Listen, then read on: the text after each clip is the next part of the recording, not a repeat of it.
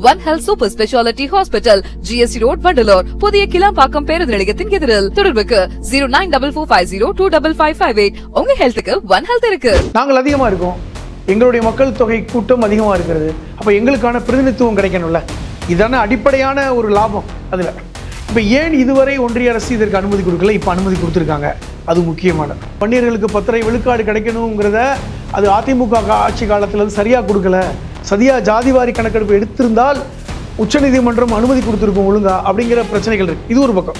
இன்னும் கூட அந்த அன்சர்டனிட்டி, இன்னும் கூட அந்த அமைதியின்மை சமூகத்துல வெளிப்பட்டுரும். இல்ல சமூகத்துடைய அமைதி கெடும் அப்படிங்கிற ஒரு கருத்துக்கள் இன்னொன்று. எனக்கு என்ன சந்தேகம் என்றால், இந்த ஜாதிவாரி கணக்கெடுப்பை செய்கின்ற ஒன்றிய அரசு இந்த தகவலை சரியான முறையில் வெளிப்படுத்துமா அப்படிங்கிற சந்தேகம் எனக்கு இருக்கிறது. இப்போ இது எல்லாமே ஓரளவில் பார்க்கும்போது பாஜகவிற்கு லாபம் என்று இடத்துக்கு வரும்போது அவங்க செய்கிறாங்க. இந்த ஜாதிவாரி கணக்கெடுப்பை முழுமையாக வெளியிடுவார்களா என்கிற சந்தேகம் என்னை போன்றவர்களுக்கு இருக்கிறது. 50க்கும் மேற்பட்ட உலக நாடுகளில் 100 கோடிக்கும் அதிகமான ஆகாயம் தமிழ் பார்வையாளர்களுக்கு பேரன்பும் திருநன்றி. வணக்கம் ஆகாயம் நண்பர்களே. ஜாதிவாரி கணக்கெடுப்பு தேவையா? அது ஏன் செய்யப்படுகிறது? இதனால் என்ன லாபம்? இதை பற்றி பேசுவதற்காக எழுத்தாளரும் மனிதநேய மக்கள் கட்சியின் அமைப்பு செயலாளருமான திரு புதுமடம் ஹலீம் இங்கு வந்திருக்கிறார். வணக்கம் திரு புது. வணக்கம். ஜாதிவாரி கணக்கெடுப்பு நடத்த மத்திய அரசு உத்தரவிட்டிருக்கிறது, அதற்கான தயார் செய்யப்பட்டிருக்கிறது. இது யாருக்கு கிடைத்த வெற்றி? மத்திய அரசுக்கா இல்லை கோரிக்கை வைத்த எதிர்கட்சிகளுக்கு? எப்பொழுதுமே ஒன்றிய அரசு ஒரு விஷயத்தை கொண்டு வர்றாங்கன்னா அவர்களுக்கான லாபம் முக்கியம்னு பார்ப்பாங்க. அதே நேரத்தில் மக்கள் மத்தியில் அது பாருங்கள் நான் கொண்டு வந்துட்டோம், எதிர்கட்சியெலாம் போராட்டம் நடத்துகிறாங்க, ஆனால் நாங்கள் தான் கொண்டு வரோம் அப்படிங்கிறதையும் பயன்படுத்துவாங்க. எப்பொழுதுமே 2 விதமான வெற்றி கிடைக்கணும் தான் எதிர்பார்ப்பாங்க.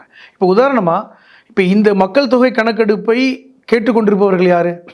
திமுக முதற்கொண்டு கேட்குறாங்க, பாட்டாளி மக்கள் கட்சி கேட்குறாங்க. ஜாதிவாரி மக்கள் தொகை கணக்கெடுப்பு ப்ளஸ் ஜாதிவாரி கணக்கெடுப்பாக தான் சொல்ல வரேன். அப்போ ஜாதிவாரி கணக்கெடுப்பை கேட்பவர்கள் எல்லோருமே பார்த்தீங்கன்னா விடுதலை சிறுத்தை கட்சி கேட்குது. ஏன் கேட்குறாங்க? என்ன காரணம்? அதன் மூலமாக எங்கள் மக்கள் அதிகமாக இருக்கிறோம், எங்களுக்கு இது இடஒதுக்கீடு கிடைக்கணும், கல்வியிலையும் வேலை வாய்ப்புலையும் எங்களுக்கான இடஒதுக்கீடு கிடைக்கணுங்கிற அந்த எண்ணப்பாடின் அடிப்படையில் தான் அவங்க கேட்குறாங்க. இப்போ இதுவரை ஒதுக்கீடு கிடைத்தால் அதிகாரம் கிடைக்கும் கண்டிப்பா என்றால் நாங்கள் அதிகமாக இருக்கோம், எங்களுடைய மக்கள் தொகை கூட்டம் அதிகமாக இருக்கிறது, அப்போ எங்களுக்கான பிரதிநிதித்துவம் கிடைக்கணும்ல, இதான அடிப்படையான ஒரு லாபம். அதில் இப்போ ஏன் இதுவரை ஒன்றிய அரசு இதற்கு அனுமதி கொடுக்கல, இப்போ அனுமதி கொடுத்துருக்காங்க. அது முக்கியமானது. இப்போ இந்தியாவிலே பார்த்தீங்கன்னா இடஒதுக்கீடு, அதாவது ஜாதிவாரி கணக்கெடுப்பை நடத்திய மாநிலம் பீகார். அவங்க நடத்தி காமிச்சாங்க. ஆனால் அப்படி நடத்தியது கூட உச்சநீதிமன்றம் இது மாநில அரசுக்கு அதிகாரம் இல்லை, இடஒதுக்கீடு ஜாதிவாரி கணக்கெடுப்பை நடத்துவது என்பது ஒன்றிய அரசு தான் செய்யணும் அப்படின்னு சொன்னாங்க. இதே கமெண்ட் தான் முதல்வர் ஸ்டாலின் அவர்கள் சட்டமன்றத்திலையும் சொன்னார். பாட்டாளி மக்கள் கட்சி போன்ற கட்சிகள் எல்லாம் ஜாதிவாரி கணக்கெடுப்பு நடத்தினால் என்ன, அப்படி நடத்தினால் தானே எங்களுக்கு தெரியும் சொல்லும்பொழுது இதை நாங்கள் நடத்தக்கூடாது, ஒன்றிய அரசு நடத்த வேண்டும் சொன்னாங்க. அப்பொழுது கூட எல்லோரும் சொன்னாங்க பீகாரில் நடத்திட்டாங்க, நீங்கள் நடத்தலை, அப்போ அவர்கள்லாம் நடத்தினாங்க தானே அப்படின்னு. அப்போ உச்சநீதிமன்றத்துடைய அந்த தீர்ப்பின் அடிப்படையில் பார்க்கும் பொழுது முதல்வர்கள் சொன்னது சரியாக தான் இருந்தது. காரணம் ஒன்றிய அரசு தான் நடத்தணும். இப்போ ஏன் ஒன்றிய அரசு நடத்தலை? முதல்ல ஏன் நடத்த விரும்பலை அப்படின்னு பார்த்தால், அவர்கள் இந்த ஜாதிவாரி கணக்கெடுப்பை நடத்துவது என்பது அவர்களுடைய பாலிசிக்கு அகேன்ஸ்டான விஷயமா பார்த்தாங்க. ஏனென்றால் அவர்கள் இந்தியாவை ஒரு இந்து ராஷ்டிரமாக கட்டமைக்கும் பொழுது எல்லா ஜாதியையும் ஒரு இந்து மதம் என்கிற அந்த மதத்துக்குள்ளே பூத்துன்னு தான் நினைக்கிறாங்க. நீங்கள் இந்த ஜாதி அவர் இந்த ஜாதி என்று சொல்லி பிரித்தாளுமை செய்யாமல் நாமெல்லாம் இந்துக்கள், மெஜாரிட்டி இந்து, 80% இந்துக்கள் இருக்காங்க அப்படிங்கிற அந்த ஒரு அஜெண்டாவை நோக்கி நகர்த்துறாங்க.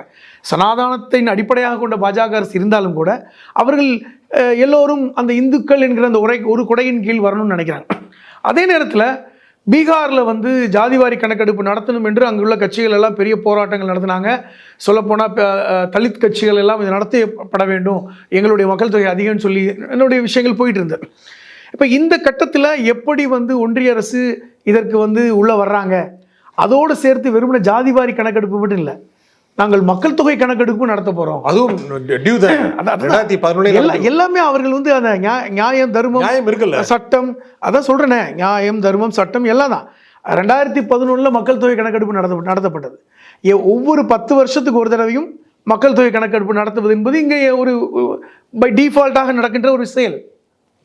அப்போ 2011 அப்புறம் 2021 நடந்திருக்கணும், கொரோனாவை காரணம் காட்டி நடத்தலை. இப்போ அந்த 2 மக்கள் தொகை கணக்கெடுப்பு நடத்த வேண்டும். ஏற்கனவே ஒரு சிக்கல் இருக்கிறது. 2019 அப்புறம் கொண்டு வரப்பட்ட குடியுரிமை திருத்த சட்டம், இந்த குடியுரிமை திருத்த சட்டத்தில் முக்கியமான அந்த விஷயங்களை பார்த்தீங்கன்னா உங்களுக்கு தெரியும். என்ஆர்சியை அடிப்படையாக கொண்டு தான் இவர் குடியுரிமை கொடுக்கணுமா வேண்டாமா இருக்கான்னு முடிவு பண்ணுவாங்க. அந்த என்ஆர்சி என்கிற நேஷனல் ரெஜிஸ்டர் அதை உருவாக்குவதற்கு நீங்கள் என்பிஆரை நடத்த வேண்டும். என்பிஆர் என்பது நேஷனல் பாப்புலேஷன் ரெஜிஸ்டர், மக்கள் தொகை கணக்கெடுப்பு. சுருக்கமாக சொல்லணும்னா அது மக்கள் தொகை கணக்கெடுப்பு.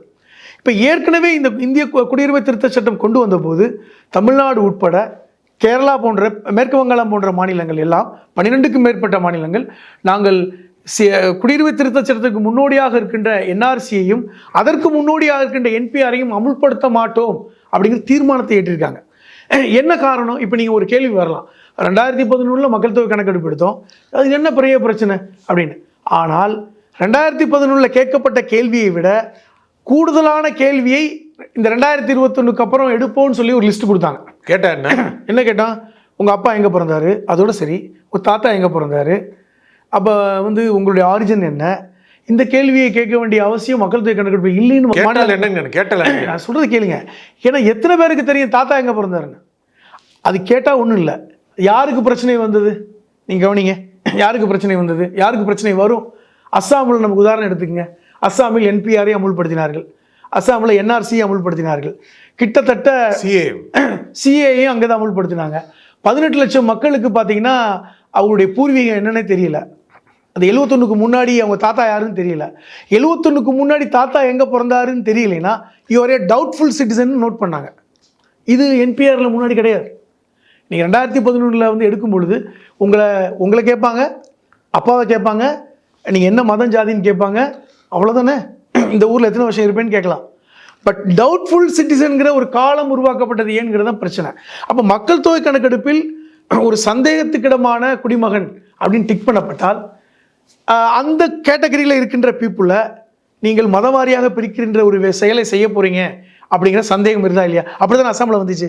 நீங்கள் 18 லட்சம் பேரில் ஒரு குறிப்பிட்ட சதவீதம் இஸ்லாமியர்கள் உள்ள எல்லாம் பிரிச்சுட்டு அதெல்லாம் இவங்கெல்லாம் டவுட்ஃபுல் சிட்டிசன், அதில் முஸ்லீம் அல்லாதவர்கள் பிரச்சனை இல்லை.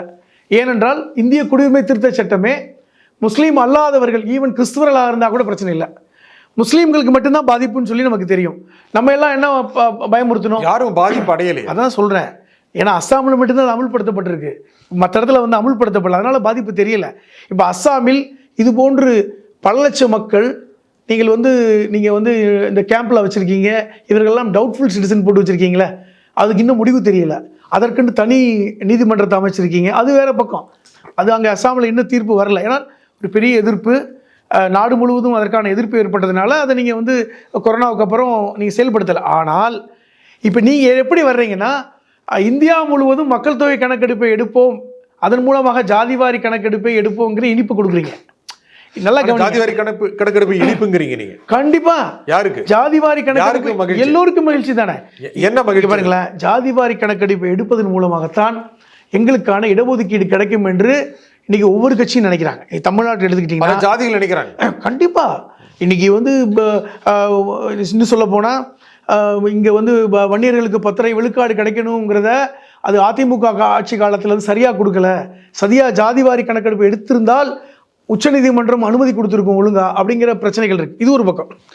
இன்னொரு பக்கம் இருக்கிறது, இன்னொரு அஸ்திரத்தை நான் சொல்கிறேன். இது இந்த பக்கம் மக்கள் தொகை கணக்கெடுப்பை எடுத்து நீங்கள் ஜாதிவாரி கணக்கெடுப்பிலேயே இன்னும் பல ஜாதிகளுடைய உட்பிரிவுகள் பதிவாகாம இருக்கு. அந்த உட்பிரிவுகள் எல்லாம் வெளிவருகிற பட்சத்தில் அவர்களுக்கும் அதிகாரம் கிடைக்க வாய்ப்பு இருக்கு. கேட்கிறேன், இந்த ஜாதிவாரி கணக்கெடுப்புடைய தகவலை ஒன்றிய அரசு வெளியிடும் என்கிற எந்த உத்தரவாதமும் இல்லை. அங்க ஒரு சிக்கல் இருக்கு. சந்தேகப்படுறீங்க? அதுதான் அந்த சந்தேகம் ஏற்கனவே இருக்கு. காரணம், ஜாதிவாரி கணக்கெடுப்பை நடத்தக்கூடாது என்று நினைக்கின்ற ஒன்றிய அரசு மக்கள் தொகை என்பிஆரை அமுல்படுத்தும் பொழுது இதை ஒரு ஸ்வீட்டாக காமிச்சிட்டு இதை வெளிப்படுத்துவாங்களான்னு தெரியாது. ஏனென்றால் நடத்தணுமா வேண்டாமா? இல்லைங்க, ஜாதிவாரி கணக்கெடுப்பு கண்டிப்பாக நடத்தணும். நடத்தப்படணும், நியாயமாக நடத்தப்படணும். என்ன அவசியம் எதுக்கு எல்லாருக்கும் அவசியம் இருக்கிறது. காரணம் வந்து ஒரு உங்களுக்கு சமூக நீதி காக்கப்பட வேண்டும் என்றால் ஜாதிவாரி கணக்கெடுப்பு அவசியம். ஆனா அந்த வகையில சமூக அமைப்பே மாறிடும். இதுவரைக்கும் இருந்த ஜாதிகளுக்கான பிரதிநிதித்துவம் மாறி வேறு ஜாதிகளும் அதிக அளவுக்கு பிரதிநிதித்துவம் கிடைக்க வாய்ப்பு. யார் பயப்படுறாங்கன்னு கேட்கிறேன். இப்போ வந்து கேட்கின்றவர் எல்லோருமே பார்த்தீங்கன்னா பிற்படுத்தப்பட்ட ஓபிசி சமூகம். இன்னைக்கு வந்து பீகாரில் கேட்கின்ற எல்லாருமே பார்த்தீங்கன்னா தலித்துகளும் ஓபிசி சமூகம் கேட்குறாங்க, எனக்கு எடுங்கன்னு சொல்கிறாங்க. அப்படித்தான் எடுக்கப்பட்டது. இந்தியா முழுவதும் எடுக்கப்பட வேண்டும். அதன் மூலமாக இடஒதுக்கீடு அந்த டேபிளே மாறும். இன்னொன்று இருக்கிறது, டேபிள் மாறுனா இன்னும் கூட அந்த அன்சர்டனிட்டி, இன்னும் கூட அந்த அமைதியின்மை சமூகத்துல வெளிப்பட்டுரும். இல்ல சமூகத்துடைய அமைதி கெடும் அப்படிங்கிற ஒரு கருத்துக்கள் இன்னொன்று இருக்கிறது. ஏன் மக்கள் தொகை கணக்கெடுப்பை ஜாதி வாரியை சேர்க்கிறாங்க, அதை கணக்கெடுப்பு மக்கள் தொகை கணக்கெடுப்பில் ஏன் அரசு இன்னைக்கு ஆர்வம் காட்டுறாங்க அப்படின்றால், இந்த புதிய இந்த பாராளுமன்ற பிரதிநிதித்துவம் இருக்கு பார்த்தீங்களா, அந்த எண்ணிக்கையை கூட்டுவதற்கு ஒன்றிய அரசாங்கம் முயற்சி பண்றாங்கிற குற்றச்சாட்டு நம்ம சொல்லிட்டே இருக்கோம். கண்டிப்பா தொகுதிகள் எண்ணிக்கை கூட்ட போறாங்க. இப்போ இன்னைக்கு மக்கள் தொகையை நீங்க கணக்கெடுத்தால் நீங்க வந்து எல்லா மாநிலங்களும் சரிசமமாக மக்கள் தொகை வளர்ந்துருக்கும்னா கிடையாது.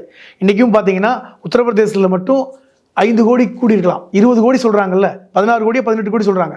அது 25 கோடியாக மாறும்னு சொல்றாங்க உத்தரப்பிரதேசத்தில்.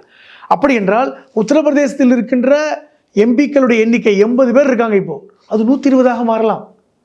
அதே போன்று பீகாரில் மாறலாம், மத்திய பிரதேசத்தில் மாறலாம். தமிழ்நாட்டில் குறைந்தபட்சம் கூடலை என்றாலும் குறையாமல் இருக்கிறதுக்காக நம்ம பயந்துட்டு இருக்கோம். அப்போ இந்த எண்ணிக்கை கூடுவதன் மூலமாக இப்போ நீங்கள் வட இந்திய மாநிலங்களில் வெற்றி பெறுகின்ற எம்பிக்களை வச்சு ஆட்சி அமைக்கலாம். இப்படி ஒரு எண்ணப்பாடும் ஒன்றிய அரசுக்கு இருக்குது. இப்போ இதுக்கு பயப்படுறோம். தமிழ்நாட்டில் தொகுதிகள் குறையாவிட்டாலும் மற்ற மாநிலங்கள் நீங்க சொன்ன மாதிரி உத்தரப்பிரதேஷ், பீகாருடைய தொகுதி எண்ணிக்கை அதிகமாகும் போது தமிழ்நாட்டுடைய தொகுதி அதிகமாகாட்டி அவர்கள் முடிவு செய்யக்கூடிய நிலைமைக்கு போவார். கண்டிப்பா போகும்ல. அப்ப இந்த பயம் இருக்கிறது. இப்போ ஒன்றிய அரசாங்கம் ஏன் இதுக்கு ஆவலா இருக்காங்க, அதான் முக்கியம். மக்கள் தொகை கணக்கெடுப்புன்னு ஒன்று, அது அவர்களுக்கு லாபத்தை கொடுக்கும். இரண்டாவது, ஜாதி வாரியாக கணக்கெடுப்பு என்பது ஒரு ஸ்வீட்டா கொடுக்கின்ற ஒரு விஷயம் தான். ஸ்வீட் எதுக்கு அந்த ஸ்வீட்? ஏன் ஸ்வீட் கொடுக்குறாங்கன்னா, ஜாதிவாரி கணக்கெடுப்பை அனுமதிப்பதன் மூலமாக நீங்கள் மக்கள் தொகை கணக்கெடுப்பை அனுமதிக்கிறீங்க. நீங்க ரெண்டு விஷயம், நீங்க சொன்ன பதிலிருந்து, நீங்க முதல்ல சொன்ன பதிலிருந்து கேட்கிறேன். நிறைய ஜாதிகள் என்று கண்டறியப்பட்டால், அடையாளம் காணப்பட்டு விட்டால் இந்துக்களை ஒன்றிணைப்பதற்கான வாய்ப்பு ஏற்பட்டு விடும் அப்படின்னு நீங்க பேச்சு ஆரம்பிச்சு. இல்லை நான் திருப்பி உங்களுக்கு கிளாரிட்டியா சொல்றேன். ஜாதிவாரி கணக்கெடுப்பை நடத்த வேண்டும் என்பதுதான் எல்லோருடைய கோரிக்கை. நான் அதை ஆதரிக்கிறேன். ஏனென்றால் ஜாதிவாரி கணக்கெடுப்பை அனுமதிப்பதன் மூலமாக ஒரு உண்மையான எண்ணிக்கை தெரியும். அதன் மூலமாக இடஒதுக்கீட்டில் சரியான நபர்களுக்கு சரியான விகிதத்தில் கிடைக்கும். அதெல்லாம் சரிதான். எனக்கு என்ன சந்தேகம் என்றால், இந்த ஜாதிவாரி கணக்கெடுப்பை செய்கின்ற ஒன்றிய அரசு இந்த தகவலை சரியான முறையில் வெளிப்படுத்துமா அப்படிங்கிற சந்தேகம் எனக்கு இருக்கிறது. கணக்கெடுப்பாங்க சொல்ல மாட்டாங்கன்னு சொல்றேன். ஏனென்றால் அவர்களுடைய பாலிசியிலே பார்த்தீங்கன்னா ஜாதிவாரி கணக்கெடுப்பை நடத்துவது என்பது பாஜகவுடைய அந்த அவர்களுடைய கொள்கையிலே கிடையாது ஒன்று. அதே நேரத்தில் இந்த மக்கள் தொகை கணக்கெடுப்பை நடத்துவதன் மூலமாக 2 ஆதாயங்கள் இருக்குது. ஒன்று, இந்த பிரதிநிதித்துவத்தை எண்ணிக்கையை கூட்டுவதற்கு மக்கள் தொகை எண்ணிக்கையை தான் பண்ண போகிறாங்க. இரண்டாவது, அவர்கள் இதன் மூலமாக ஒரு என்பிஆரை அறிமுகப்படுத்தலாம். ஏன்னா நீங்கள் வந்து பாருங்களேன், என்பிஆர் அறிமுகப்படுத்தினா தான் என்ஆர்சிக்கு போகும். நீங்கள் என்பிஆரை வந்து நீங்கள் எடுத்துட்டீங்கன்னா என்ஆர்சியை நீங்கள் கேட்கணும் அவசியம் இல்லை. அந்த கணக்கு வந்து ஒன்றிய அரசுக்கு போயிடும். என்ஆர்சியை வைத்துக்கொண்டு குடியுரிமை திருத்த சட்டத்தை இந்தியா முழுவதும் அசாமை போன்று அவர்கள் அதை நடத்துவதற்கு ரொம்ப எளிதுன்னு சொல்கிறேன். இப்போ இது எல்லாமே ஓரளவில் பார்க்கும்போது பாஜகவிற்கு லாபம் என்று இடத்துக்கு வரும்போது அவங்க செய்கிறாங்க. இந்த ஜாதிவாரி கணக்கெடுப்பை முழுமையாக வெளியிடுவார்களா என்கிற சந்தேகம் என்னை போன்றவர்களுக்கு இருக்கிறது. வெளியிட்டல் ப்ராப்ளம் வருமா? ஒன்றிய அரசுக்கு ப்ராப்ளம் வரும்ல, மக்கள் விழித்துக்குவாங்கல்ல. இன்னைக்கு எனக்கு இடஒதுக்கீடு வேணும்பாங்க. இன்னைக்கு 10 விழுக்காடு இவிஎஸ்ல கொடுக்குறீங்களே, இந்த 10 விழுக்காடு இவிஎஸ் உடைய எண்ணிக்கை தெரிஞ்சு போயிடும்ல. நீங்க நினைச்சு பாருங்க, இடபிள்யூஎஸ் இருக்கு, அதாவது எக்கனாமிக்கலி வீக்கர் செக்ஷன், எவ்வளவு பேர் இருக்காங்கன்னு தெரிஞ்சுட்டு போயிரும்ல. அப்போ அவங்களுக்கு 10 விழுக்காடு நீங்க தனியா கொடுக்குறீங்களே, அது ஒரு மக்கள் மத்தியில ஒரு கேள்வி வராதா? இல்ல, நீங்க எல்லாம் இருக்குன்னு சொல்றேன். நீங்க சொல்றீங்க முக்கியமாக மக்கள் தொகை கணக்கெடுப்பு, அதே மாதிரி ஜாதிவாரி கணக்கெடுப்பு நடத்தும் போது எத்தனை பேர் என்ன நிலையில் இருக்கிறார்கள், யார் எந்த பலன்களை அனுபவித்துக் கொண்டிருக்கிறார்கள் அப்படின்னு வெளியே தெரிஞ்சிடும். ஆமா, கண்டிப்பா தெரிஞ்சு போயிடும். இப்போ இதன் மூலமாக இந்த எண்ணிக்கை மூலமாக அவர்களுக்கு கொடுத்த ஒரு பெரிய சேலஞ்ச் என்ன? இந்துக்களை ஒன்றிணைக்க வேண்டிய இடத்துல நம்மளே ஜாதிவாரி கணக்கை காண்பிப்பதன் மூலமாக ஒரு உள்ளுக்குள்ள ஒரு பிரிவினை ஏற்பட்டு விடக்கூடாதுன்னு நினைப்பு அவங்களுக்கு இருக்கு. ஏன்னா அதன் மூலமாக அவர்கள் விரும்பலை. இவர்கள் இந்துக்களாக ஒன்றிணையன்னு நினைக்கிறாங்க. சரி. அப்போ இதுக்கு ஜாதிவாரி கணக்கெடுப்பு தடையாக இருக்கும் என்றுதான் ஒன்றிய அரசுடைய திட்டம். ஆனால் அதையே அவர்கள் இப்போது அனுமதிக்கிறார்கள் என்றால் அதற்கு பின்னே இருக்கின்ற பல்வேறு விஷயங்கள், ரகசியங்களை நம்ம உணரணும்னு நான் சொல்றேன். இந்த நிகழ்ச்சியில் கருத்தில் கூறிய திரு புதுமணமலை மிக்க நன்றி. நன்றி நன்றி நன்றி. மீண்டும் ஒரு நிகழ்ச்சியை சந்திப்போம். நன்றி, வணக்கம்.